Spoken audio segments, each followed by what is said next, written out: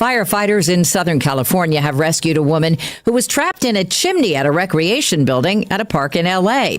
CBS News LA's Desmond Shaw watched from the K-Cal chopper. The woman was inside of this impossibly small chimney right now. She is very lucky to be okay. When Urban Search and Rescue from LA City Fire was able to extract that woman, they had to basically kind of yank her out. She looked like she was in a little bit of pain, and then they strapped her to a gurney and lowered her down to the ground, and they just put her in the back of an ambulance. A 5-week-old baby girl's been hospitalized after she contracted an extremely rare virus when she was bitten by a tick during a walk with her mom on Martha's Vineyard. Dr. Shira Duran at Tufts Medical Center in Boston. It is not common for babies who don't walk to get tick-borne illnesses in general. This was really an unfortunate situation, obviously. There is no treatment for Powassan, which can cause brain inflammation or meningitis. Dow's up 45 in early trading. This is CBS News. Think O'Reilly Auto Parts for all your car care needs. Get the parts and service you need fast from the professional parts people at O'Reilly Auto Parts. This is the story of the one. As a lineman, he does whatever it takes to keep the power on in his community. And he wants a partner like Grainger who does the same. Grainger offers the professional-grade products he needs, from voltage detectors to harnesses to hard hats, plus fast, dependable delivery, so he can rise to every challenge. Call 1-800-GRAINGER, click Grainger.com, or just stop by. Grainger, for the ones who get it done. For 75 years, Murfreesboro Medical Clinic has been a cornerstone of health and compassion in our community. From our humble beginnings to the advanced, comprehensive care we offer today, our commitment to you has never wavered. With 8 locations across Murfreesboro and Middle Tennessee and over 100 physicians, we continue to provide the highest standard of care. Then, now, and always, your health is our mission.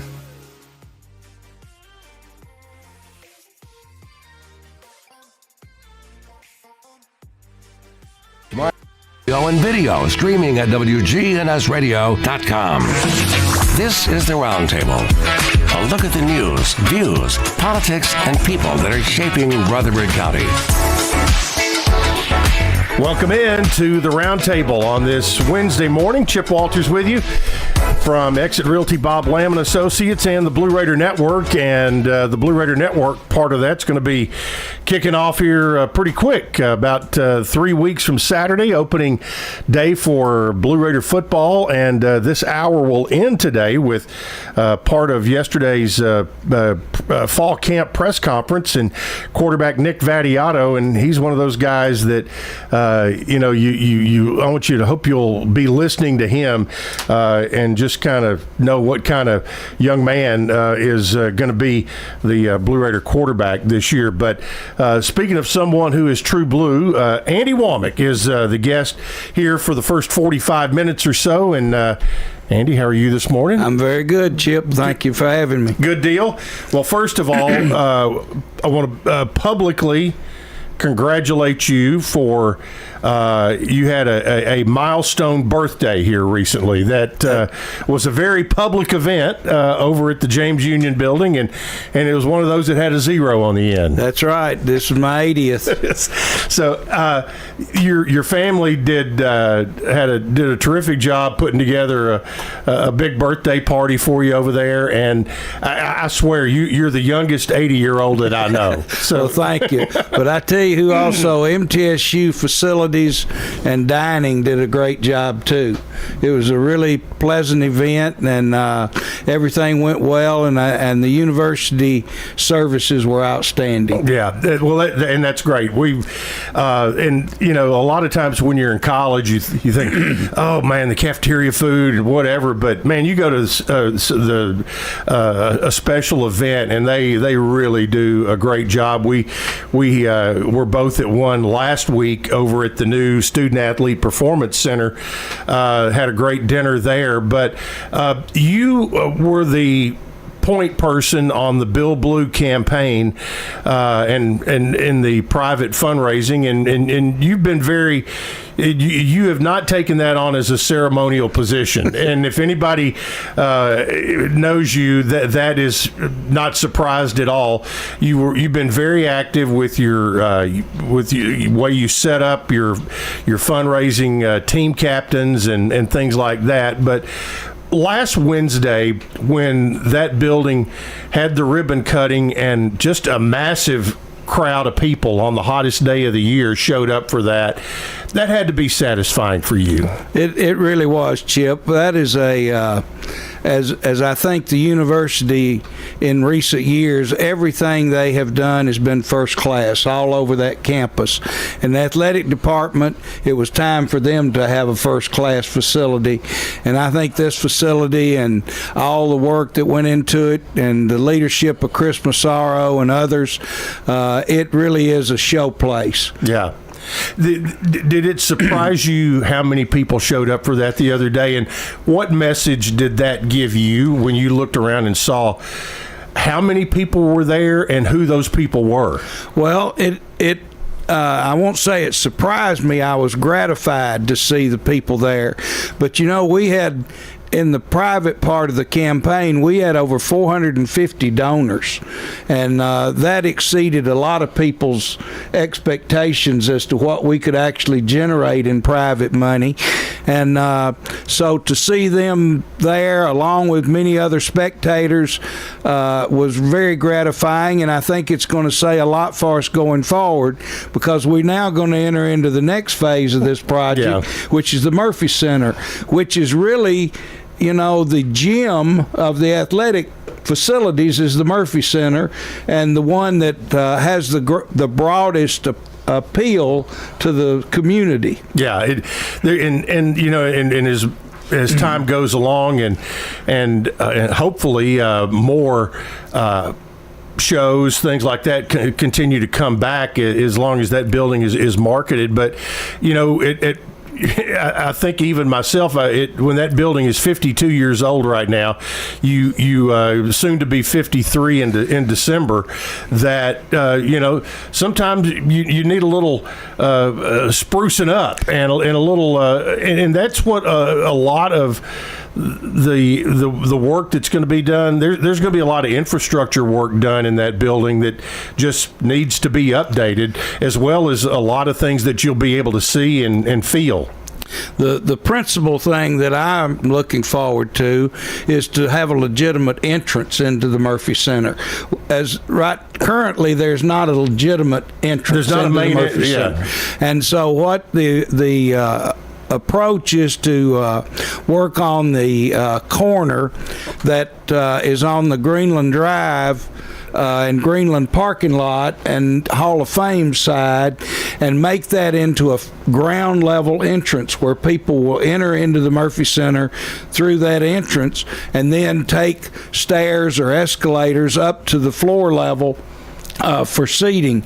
And I think that's going to mean so much to the Murphy Center and to its appeal. Yeah, I think with that, you think about if you go to an event at Bridgestone Arena and you walk in that main entrance there at 5th and Broadway, that you go into a big atrium, you've got the team store there, you've got ticket windows, you've got concessions, all that kind of stuff, and it will be a grand entrance, and it's all part of, and the thing is, this has all been part of the plan all along. It was and if you go back and look at that very first video that was animated of what they wanted it to look like, this whole area where Murphy Center, the new SAPC, and the Hall of Fame building, where they all come together, they wanted it to be a big welcoming plaza type area, and as you go over there now, you can see that coming together. You see it developing with the new Student Enhancement Center and the Hall of Fame on the left, and you'll have a hopefully 2 lanes coming in off Greenland, which will lead you to the entrance of the Murphy Center as well as to those facilities, and that whole corridor and plaza will be quite a showplace. Well, I hope that paving the Greenland Drive parking lot is part of that. That is a major part of it. That's the worst piece of pavement in the county. Yeah. But I've broken wheels off of 2 suitcases, getting them loaded on buses to make road trips. But when you got into the new SAPC, into that building, and really was able to take some time, and as the finishes were coming together, so many. The one thing I noticed last week at the ribbon cutting was when the ceremony was over. I mean, and it was hot. I mean, it was hottest day of the year, and the ceremony was about 45 minutes long. But when that was over, Andy, nobody left because everybody wanted to see the inside of that thing. And as I told somebody yesterday, there are stories about Andrew Jackson when he would open up the White House and how people would kind of run amok through the White House. Well, people were waiting for those doors to be open, and they wanted to see it and experience. And I thought, man, more the merrier. Well, I also think the athletic department did a good job. Not only by opening it, but also by the way they staged it. Instead of having tours, they had people located at each office or classroom or whatever to explain that room, so you weren't caught in a tour where you which would take longer and you might spend time waiting on something to get over so you could go somewhere else. This way you could tour at your convenience, and you had someone there at the station to explain to you the purpose of that station. Some people started on the first floor, some people went all the way to the third floor, and some people were more interested in seeing the football area on the second floor of the building. But if you can pull a couple of things that are the most impressive out of that building to you, what are they to you personally? Well, of course, as a fan, the SRM club on the third floor is going to be quite an asset to the football program and to the university and to the athletic department. It's can be used as a dining facility, which we've already seen it used for that purpose twice, but it will also be an area where fans can go and have a buffet available, a cash bar available, and they can watch the game through the glass in the end zone. So it'll be quite a show place for football games and then other events.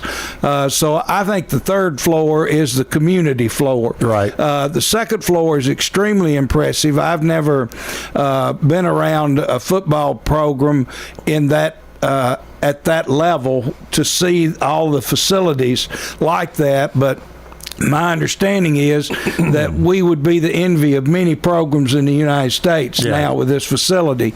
There's nothing lacking in that facility for a first-class football program on the second floor. Private offices and meeting rooms and video rooms. And then the big team room that has 160 big boy seats. Right. So even the offensive linemen can be comfortable. The Blue Raider Athletic Association board met in that room last night, and with the video boards, it's quite an impressive meeting room. Yeah, and so that's all on the second floor. And with something like this, just know that you can't walk up and just go anywhere in the building you want to go now. No. Now that they're underway and moving. So, but they're more than happy to accommodate you at any time if you just contact either the BRAA office or the football office. Well, and they're having a number of events where they're making it available to the public in conjunction with an event. And we don't want to overlook that first floor. That is for all athletics. The first floor is designated for all athletes in the athletic department. There, the weight room is outstanding, state of the art. There are also rehab facilities, training facilities, and that is for all the athletic programs, not just football. Yesterday we did a live stream on GoBlueRaiders.com from football practice, and Jamie Blatnick, the strength and conditioning coach, was there, and he came here from Oklahoma State, and he was talking about how there are some things in that weight room. One of the things he's big on are they're called jump boxes, where you basically from a flat-footed stance you jump and land on top of this box, and they can adjust it. Well, the old boxes only went to 60 inches high, and so they had to get new boxes that now can go to 70 inches high, and because we were getting too many guys who were able to get to 60 inches, which that's progress. And so he was talking about a lot of that, and also Dana Marquez, the general manager for Blue Raider football, who equipment and comes under him, and there's so much new technology within football equipment.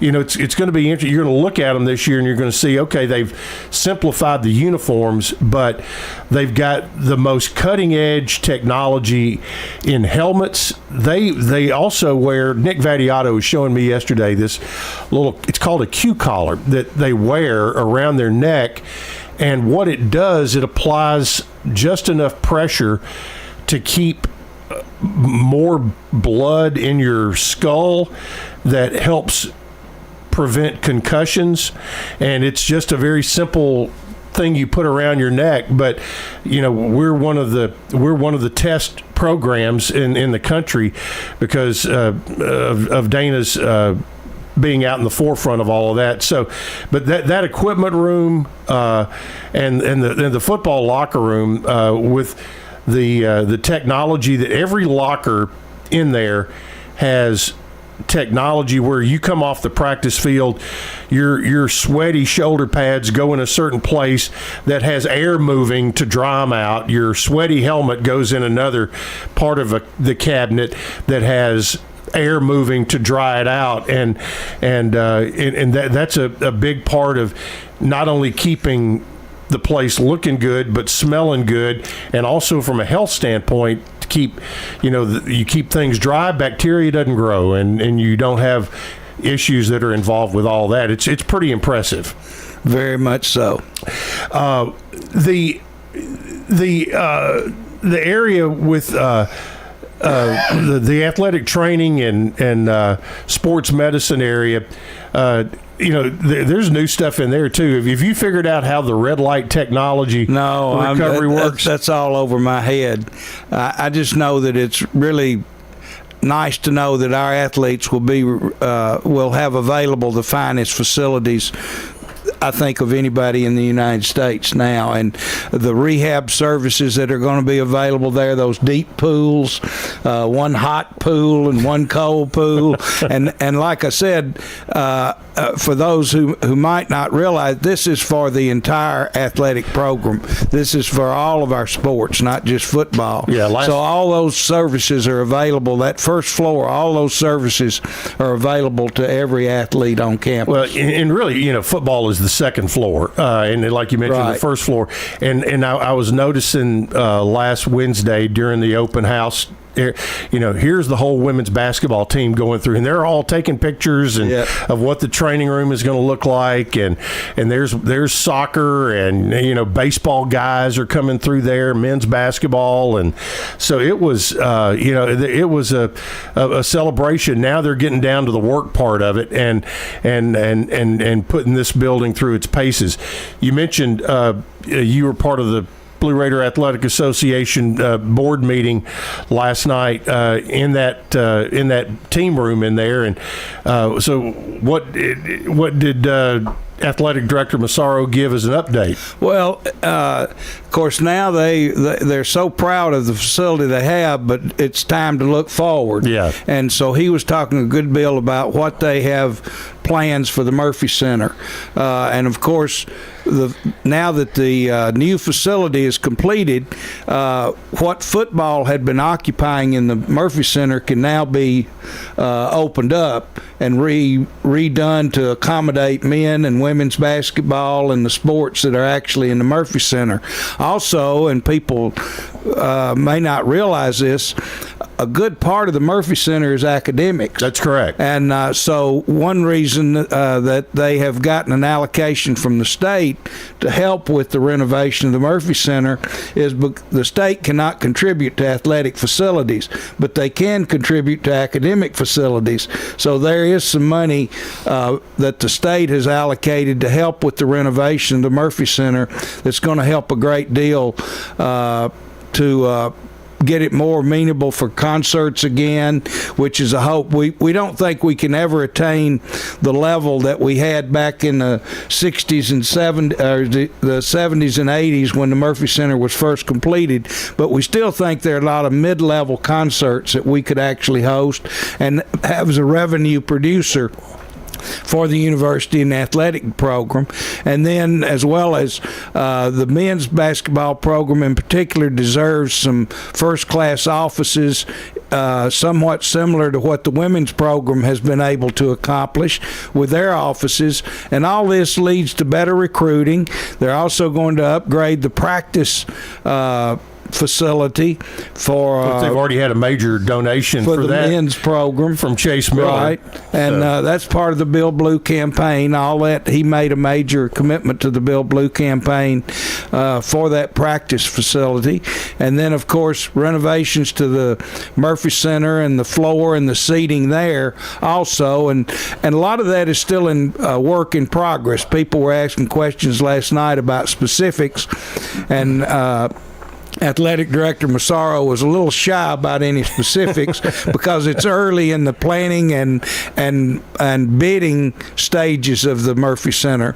But they anticipate at least $100 million or more dollars in renovation. Wow. He also made people aware that they are finalizing contracts on a hotel for the Woodfin lot, and I know that also it's anticipated that there will be a bridge probably close to the what I would call the Middle Tennessee Boulevard entrance into the Murphy Center, a bridge right in that area. A pedestrian bridge. A pedestrian bridge for people that will accommodate the hotel as well as students needing to cross over Middle Tennessee Boulevard. So there's a lot of parking tucked back in that neighborhood over there. And the old, where the old church used to be, that's now part of the university, but it was Bel Air Church. You're right. There's a lot of parking back in that area that would be a lot more accommodating if there was a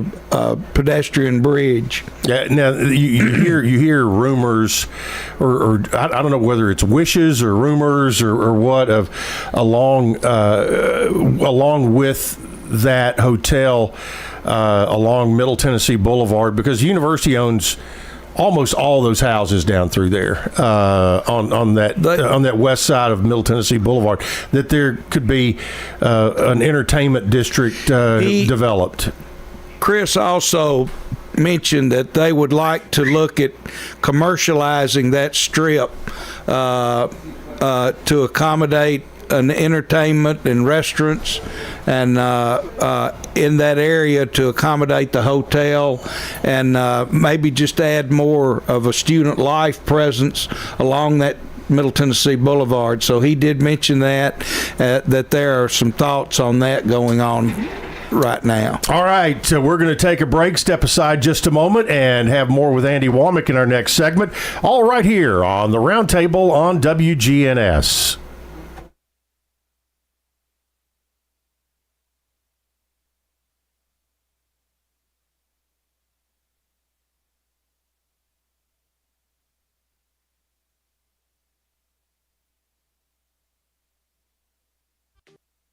First Shot, growing in Christ with life and Medical Clinic has been a cornerstone of health and compassion in our community. From our humble beginnings to the advanced, comprehensive care we offer today, our commitment to you has never wavered. With 8 locations across Murfreesboro and Middle Tennessee and over 100 physicians, we continue to provide the highest standard of care. Then, now, and always, your health is our mission. Around 90 degrees. For tonight, partly cloudy and a low around 69. I'm meteorologist Jennifer Wojcicki on News Radio WGNS. Currently, it's 73. Middle Tennessee Electric's virtual annual meeting is Saturday, August 16th at 2 p.m. Register to be entered for prizes, submit questions, and vote for officers starting August 9th at MTE or by phone. More information at mte.com/annual meeting. If you didn't think skipping breakfast was a big deal, you'd be right. Before. But now, Wendy's has Buck Biscuits. We're talking sausage, egg, and cheese biscuit, bacon, egg, and cheese biscuit, or even the Honey Buddy Chicken Biscuit for just $1 each. Seriously, you can get all 3 if you want. They're just $1, so you'll never skip breakfast again. If you're smart. Breakfast for $1? Gotta be Wendy's. Limited time only. Price and participation may vary. Limit 5 qualifying items per transaction. Not valid in the combo while supplies last. With Progressive's Home Quote Explorer, you can easily find the right home insurance for you, even if it's not with Progressive. But if you don't choose us, then sure, okay, it's not going to work out. We're not going to cry about it or stay awake wondering what our future together would have looked like. We can't get emotionally invested, even if it sounds like we are. Progressive's Home Quote Explorer allows you to easily compare home insurance rates and coverages in one place, even if it's not with us. Progressive Casualty Insurance Company affiliates and third-party insurers. Comparison rates not available in all states or situations. Prices vary based on how you buy. I love you. I shouldn't have said that. When it comes to your home, memories and sentimental value are priceless. Farrah Construction can remodel your home or can update your kitchen, bath, or other rooms. I'm Ron Hall. If you can dream it, Farrah Construction can turn it into reality. Call Farrah Construction at 615-893-6120. That's Farrah Construction. I'm Ron Hall. Shop local. Let our family business help you. Farrah Construction Company. Insurance should be simple, not complicated. That's why at Rayburn Insurance, Agent Rick Hull cuts through the jargon and helps you understand your options clearly. He's committed to finding the right coverage that fits your unique needs and budget. Their team has been a trusted partner in the community since 1973. Ready to make insurance easy? Get with Rick Hall at Rayburn Insurance Agency. He's ready to help you get the protection you deserve. This is a paid legal ad. Hi, this is John Day of the Law Offices of John Day. My team and I have worked hard to help injured people throughout Middle Tennessee. We've helped thousands of people get the legal help they need when they've needed it the most. And if we're not able to help or aren't the right lawyer for you, we'll do the best to point you in the right direction. If you've been injured, call the Law Offices of John Day for a free consultation. And remember, there's no fee unless we win your case.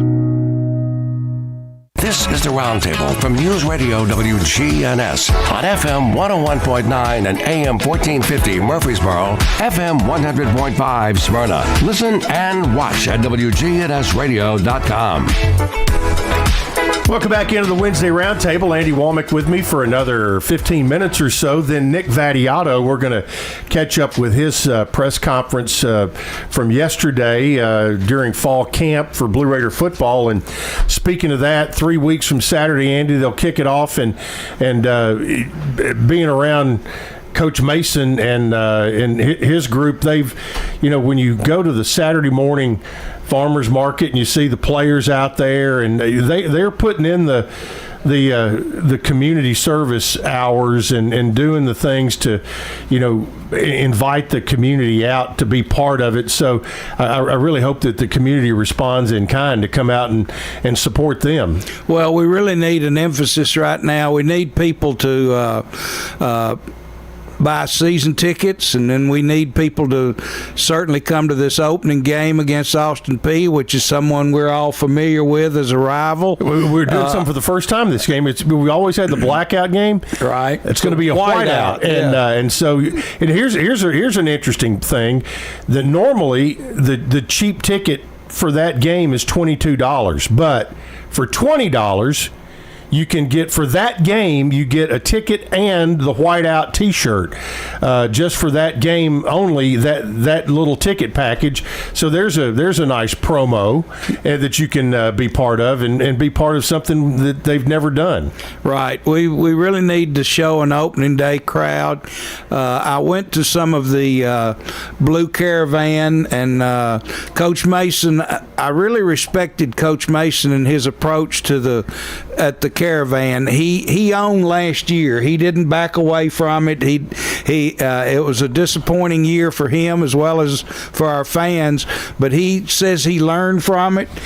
Like I said, he didn't back away from last year, and he said that he thinks he's learned a lot, and that we'll notice that this year in the development of the program.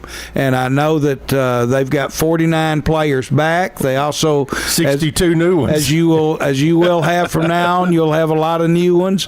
But he does have a core group back from last year that has accepted his style of coaching and his culture that he's trying to put into the program. So he deserves our support, and so I hope people will turn out at least for the first game. But I also, the season ticket package is not that expensive. Around $115 to $150, depending on what kind of seat you want. And as good a home schedule as we've had in a while. And a great home schedule. So I hope people will come out, because that's the proof in the pudding will be the fans. And if you want to help recruiting, show up at the games, because that's what kids are looking at, so how many people are in the stands. Yep, they come out and have a good time. And here in a couple of weeks, Chelsea Floyd will be on, and I had her on yesterday on the live stream we did, and they're doing some they're doing some new things inside the stadium this year during games. They're moving the Party in the Grove a little closer to the route of Raider Walk, and Raider Walk will become the kickoff of the Party in the Grove, and they're partnering with the College of Media and Entertainment again this year to bring in entertainment out on that live stage out there in Walnut Grove. So come out, just those games in September, Austin P August 30th, and then homecoming is September 20th with Marshall coming in. The Thundering Herd will be here, but we were talking about Middle Tennessee Boulevard. The face of Greenland Drive is going to change, because the textbook brokers building has sold. The old SunTrust or Truist Bank building has sold, and I noticed they're doing work in there. And the borough, which in my day was Armando's, it was probably something else in your day. But if it was, but those have all changed hands. So the atmosphere along Greenland Drive is going to change. You've got already some new construction there right at the corner of Old Las Casas and Greenland Drive. So that whole area is undergoing a metamorphosis. So when that hotel comes in, right there on the corner of Greenland and Middle Tennessee in the Woodfin parking lot spot, in that piece of ground, that's going to have a really different look as you move into the campus area. Well, our athletic program is also entertainment. Yeah. And we have to make it, and it has to become an event, not just a ball game. And Middle is transforming that, and that's happening in all of our athletics, but particularly in football. And like you said, with all the changes that are being made to the neighborhood, with the improvements of our athletic facilities, and then with the changing of the businesses around the campus, that's going to add to I hope to the atmosphere on game day. Yeah. Now, if you come on campus, you'll see the Womack name a couple of spots. One of them being what we all used to call married housing. It's now called Womack Lane. Now, the thing that I've learned over time is that the Womack Lane name has nothing to do with your family. No, that is the that was a big secret. No, the patriarch of that was Mr. Dick Womack, and some people may know his grandchildren, Lucy Whitesell. She was Lucy Womack, and Ben Womack, who worked at Mercersburg Bank and Trust for years and has recently passed away. But they were his grandchildren, and but yeah, we got credit for it. I have to say, when we moved here in '57, the Womack farmhouse was still there, where Womack Housing is now, right. And we actually lived in the Womack farmhouse and lived on Womack Lane, because that was the lane from Main Street up to the farmhouse. So I thought it was really neat to move to Murfreesboro and live on Womack Lane. Well, I bet you did. And knowing your dad, as long as I knew your dad, he probably saw some serendipity in that as well. Well, of course, he's the one that people think all this is named after. Yeah. And so it was interesting. But no, it's another Womack family that Mr. Dick Womack owned quite a bit of stock in Murfreesboro Bank and Trust. Also owned the livestock.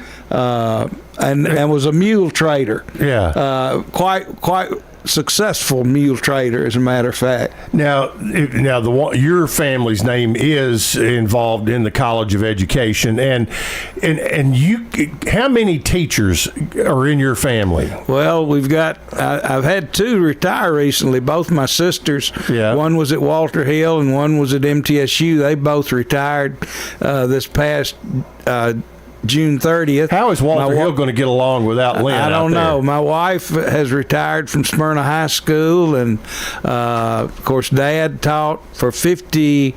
I think he taught at Middle Tennessee for 57 years. Wow. And prior to that, he taught at the junior high and high school level. But yeah, we are a family of teachers. I used to tell people that you couldn't sit at the big table at the family gatherings unless you were a teacher. So us insurance agents had to sit at the other table. Well, I mean, and your family started down in Bedford County at Flat Creek. Flat Creek. But you ended up in Lebanon, and then moved back to Murfreesboro. Now the one thing I think that a lot of people know that your dad was a huge historian of the walking horse. Tennessee walking horse history and the Civil War, and in particular the Battle of Stones River. But am I correct? He did spend a good bit of time studying in England. He actually wrote a book on evolution. Really? And he went to London and studied at Darwin's library. Okay. Doing research for that book. And he wrote a 600-page manuscript on evolution. I have read segments of it, but it was a religious approach to evolution, a scientific approach to evolution, and a layman's approach to evolution. He had it broken into 3 categories, and he just loved to learn. He just loved to read it. Many people don't realize it, but my father's degree, BS degree, was actually in music. He was the lead singer, baritone for the Sacred Harp Singers at MTSU when he was a student at MTSU. And what year did he graduate from? He graduated about 47, 48. Okay. After World War II, he washed out as a freshman and went in the Army. Went into the Navy, and then after World War II, he came back to school and graduated about 48, I guess, or in that era. Well, and I've told you this story before, but I worked as the public and media relations director at the Celebration in Shelbyville, and every year in the Blue Ribbon Yearbook, we had feature stories and stuff, and your dad would write a story about I don't know, it could have been SW Beach, or it could have been another historic farm somewhere. And the research that he would put in to make sure it was right, and he would come and bring me his story, and he goes, now you go through it and let me. I said, Dr. Womack, I'm not going to edit you, It's like, well, it was a labor of love. He was there for the origination of the walking horse business. The Womack family were one of the families in Bedford County that put up the money to start the celebration. In 1939. There were a number of families that put up, I think, it doesn't sound like much now, but they put up $100 each to start the celebration, and the first ones were in the back of the high school in Shelbyville, and that guaranteed them 10 years of a box. They got 10 years box seats for $100. 6 seats for $100, and that was a down payment on helping the celebration get started. Well, and that plot of ground is still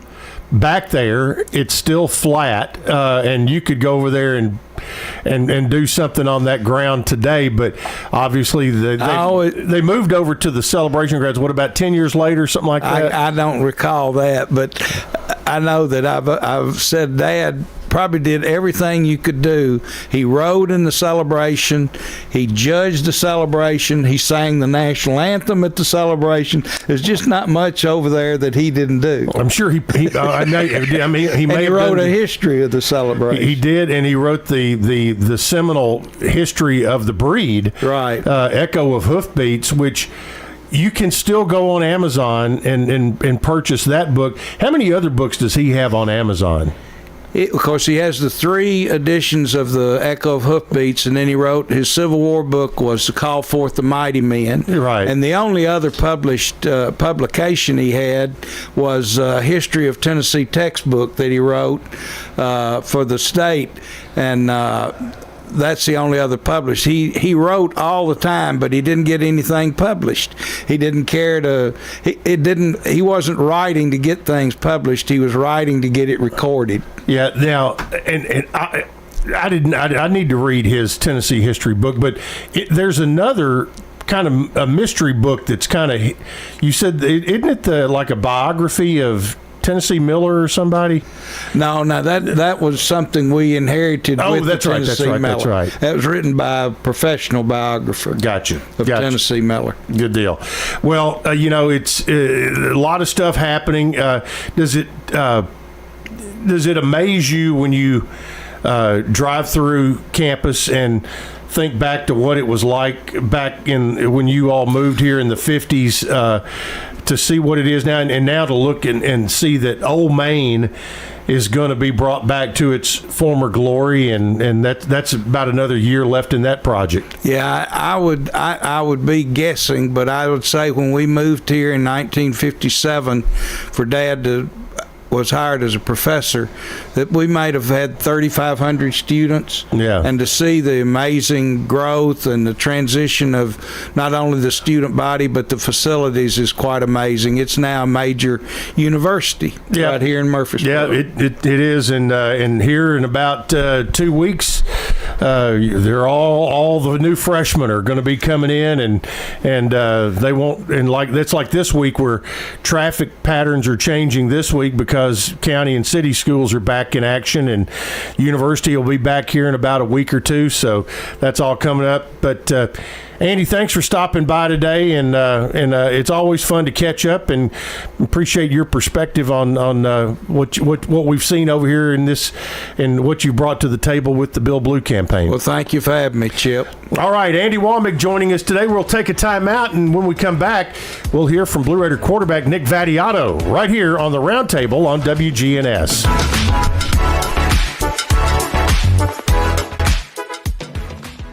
First Shot, growing in crime. Medical Clinic has been a cornerstone of health and compassion in our community. From our humble beginnings to the advanced, comprehensive care we offer today, our commitment to you has never wavered.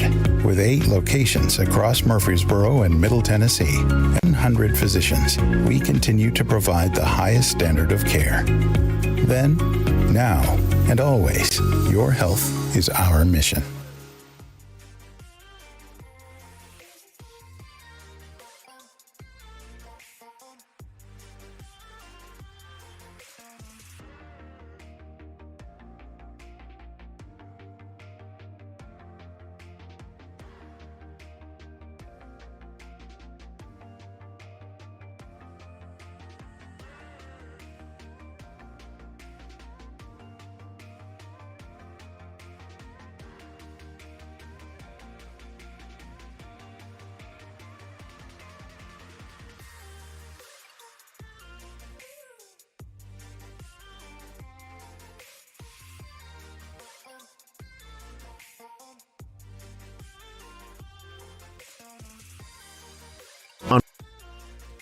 today for your free consultation at 615-809-3687 or visit our website at cis-corp.net. cis-corp.net. We're visiting with Jennifer Sanchez, manager of Steered Straight 2 Furniture and Thrift at 1007 Dr. Martin Luther King Jr. Boulevard. You're not just walking into just a big warehouse. You're walking into rooms. We've got a media room. We've got a boutique room. We've got a vintage room, a furniture area, kitchen, all that. Steered Straight 2 Furniture and Thrift. Every day you go in there, I promise you it's changing. Steered Straight 2 Furniture and Thrift, 1007 Dr. Martin Luther King Jr. Boulevard. Online at steeredstraightthriftstore.org. The food's delicious at Adams Place. Well, I'm afraid the food is too good. I have a problem turning down the dessert. Alan Butcher at Adams Place. But the food is wonderful. Danny and all the cooks and the servers back there are just wonderful to us. We have plenty to eat. Hi, this is Terry Deal at Adams Place. Call me for more information about Adams Place. Phone 615-904-9111. Adams Place on Memorial across from Walmart. This is the Roundtable from News Radio WGNS on FM 101.9 and AM 1450 Murfreesboro, FM 100.5 Smyrna. Listen and watch at wgnsradio.com. Welcome back into the Roundtable here on WGNS. Thanks to Andy Womack, who was with us for the first part of the hour. And yesterday was media day for Blue Raider football, and we hear Coach Mason an awful lot, but yesterday we had an opportunity to hear coordinators and also a couple of players, including third-year starter Nick Vattiato, and if you haven't met Nick, he is a really nice kid, and in this current landscape of college football, a lot of times you hear players talking about, and it's me, and all that kind of stuff. Take a listen to Nick Vattiato at the podium yesterday, and some of his thoughts about the fifth year of his career here with the Blue Raiders. I think just the pure energy in the locker room. I think that not even like before even getting in this building, I think the energy in the locker room has been really good. I think throughout the spring, throughout the summer, we've had a really good mindset. I think Coach Mason has done a good job of he set the standard, but he's kind of not been, I guess, up everyone's butts in a way. He's kind of let the players go and do their own thing, and we've done a good job policing ourselves and finding who we are. And I think that's the important thing is we've found who we are as a team, and we didn't need the coaches to do that. I think that each player has done a really good job of connecting with one another, and I think we have a good feeling when we step on that field, we know what to expect out of each other, and it's been really good for us. They made a pretty big investment in the offensive line and trying to improve the running game. Yep. How much could an improved running game help you as the quarterback? I think that's a good run game is always going to open up a pass game, and I think that's something that we talk about, with as quarterbacks, but also as an offense in general. It's when you can run the ball and the defense can't do anything about it, that puts a lot of stress on a defense coordinator, on a defense as a whole. And then, when you have to start putting extra guys into the box because you can't defend the run game, then that opens up the outside. It creates one-on-ones. It creates your playmakers on the outside, which we have a lot of them, to go out there and to do what they do best. And it creates one-on-one situations, because if a defense is going to be able to sit and drop 8 and cloud all game, it's going to be hard to throw the ball, but you got to take advantage of the run game. And like you said, we have an offensive line that's going to allow us to do that. We have talented running backs, so I'm really excited. I'm really excited for those guys. Your OC says he'd like to see this team put up 5 touchdowns a game. Yeah. Like how high that bar is set for you guys right now, what you got on the field? Yeah, I love it. I think setting a goal like that is always good. You could kind of quantify it in a way. That's kind of been our goal the first couple of days of practice, situationally, we started in the red zone. That was his challenge for us, is score 5 touchdowns a day. And, I think we scored 13 touchdowns through 3 practices, which, it's okay. There was definitely a lot of missed opportunities, and I think that we can grow from it and be better. And, but I think it's good, set goals and to kind of see where you're at and get a gauge, because we have a talented offensive skill set, whether it's the receivers, the tight ends, the backs, the O-line's done a great job up front. So I think, Coach Reeder does a good job and finds ways to motivate us like that. He's also let you go downtown with football. Yeah. Quarterback, that's got to be fun. Yeah, no doubt about it. We have guys who are going to go get the ball, who create a lot of separation. who can run past DBs, make plays in the air, be physical at the point of attack, which I think is something that's going to help us a lot. So, those guys outside on the outside do a phenomenal job of going and locating that ball and making plays. Coach Mason said for you coming back, it was about legacy over money. How would you describe your approach in that? Yeah, I mean, I would say like with the landscape of college football right now, I mean, it's probably rare that any player, quarterback, or whatever position they're playing is at the same school for 5 years. I think at the end of the day, like going to a bigger school maybe for a larger dollar sign like wasn't what was important to me. This school and the coaching staff, and whether it was the coaching staff before or Coach Mason's coaching staff now, like they've given me a lot of opportunities here, and this athletic department has given me a lot of opportunities, and I'm forever grateful for those. And so I think that wanting to be a Blue Raider is what was important to me.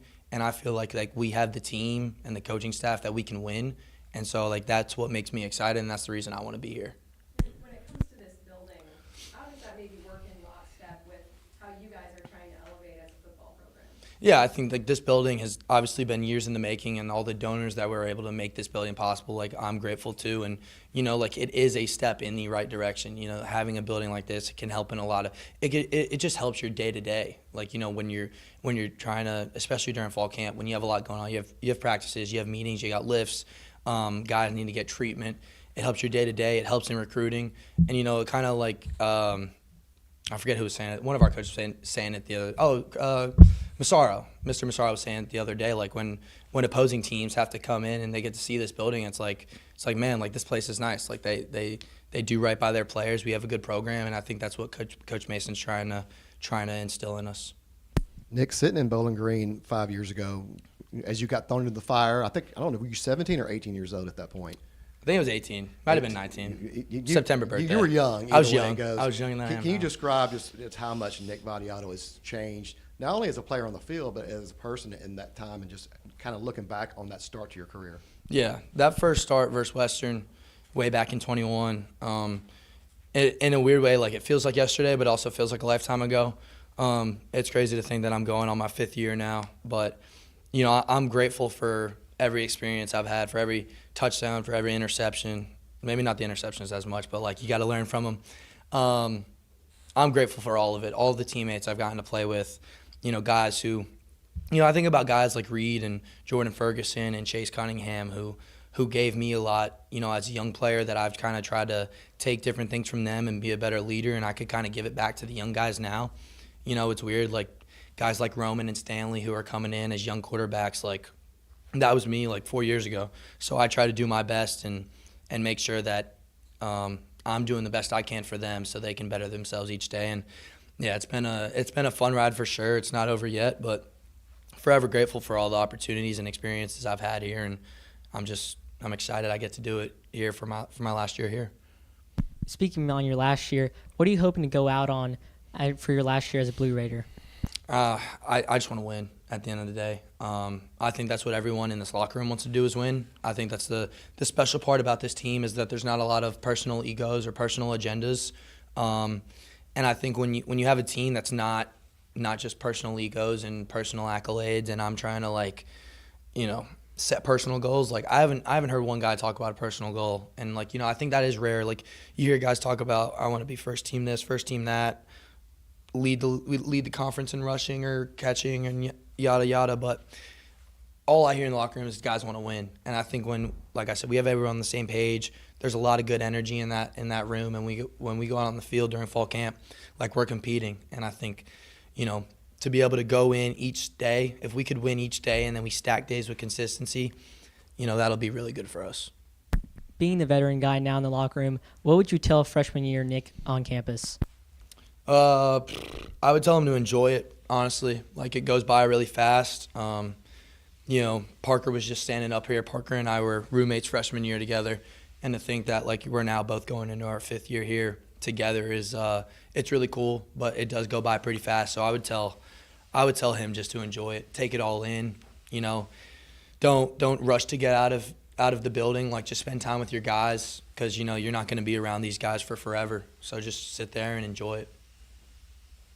Nick saw you several times, whether it was on the field while one of the backups was in, or Yeah. wrapping up your guys. How have you grown as a vocal leader, you think, maybe from last year and just over the 5 years that you've been here? Yeah. I've definitely grown a lot. I think, like I said, like when I was younger, being around guys like Reed Blankenship and Jordan Ferguson and Chase Cunningham and DQ Thomas, guys who were here my true freshman year, I took a lot of things from those guys because those guys were phenomenal leaders. And, like a lot of those guys were on the defensive side of the ball, but they still, they had this presence about them that when they walked into the room, they were leading by example. They had a vocal presence in the room that I think that I learned a lot from. And so I think, I've kind of just grown into this role where, I can be that presence in the locker room, and I think it's important to understand that just doesn't come from anywhere. You have to build respect within your teammates, and you have to lead by example, and then the vocal part kind of comes, I think. And I love these guys. Those guys in the locker room, love them to death. Those are my brothers, and I would do anything for them, and they mean the world to me. And yeah, I mean, hyping them up on the field is, when you see your best friends and your brothers do good stuff and make plays, there's nothing but a ton of excitement I have for them. And yeah, I was probably messing around with Parker trying to get him to smile while he was up here, but I mean, I love Parker. That's my guy. Heading into your second year under Derek Mason, what are some of the biggest changes that you've seen under his coaching style as opposed to Stockstill's? Yeah, I think Coach Mason has done a good job of kind of like I said before, he has done a good job this year as to last year. Last year, he was kind of policing, a lot of people, not policing in a bad way, but being very, focusing on small things that maybe didn't matter in the sense of football. We were worried about a lot of things that weren't football related. And I think, he has done a good job this year of setting the standard and letting players kind of hold that standard each and every day. I think that he is a phenomenal leader of men. He does a really good job. He commands a room when we have a team meeting, and speaking with him and his vision of where this football program is going to go is what gave me a lot of confidence in staying here. And he's given me a lot of opportunities as well. So I owe him a lot, and I'm forever grateful for Coach Mason. But at the end of the day, he's leading the ship, and the players are behind him, and we're going to do everything in our power to make sure that this gets done the right way. Nick Vattiato from yesterday during fall camp. He and his Blue Raider teammates getting ready for their opener on August 30th against Austin Peay at Floyd Stadium. Again, thanks to Andy Womack for joining us today, and hope you have a good day. Looks like it's going to be a great day weather-wise here in the borough. Brian Barrett standing by next with Rutherford Issues right here on the Big G, WGNS.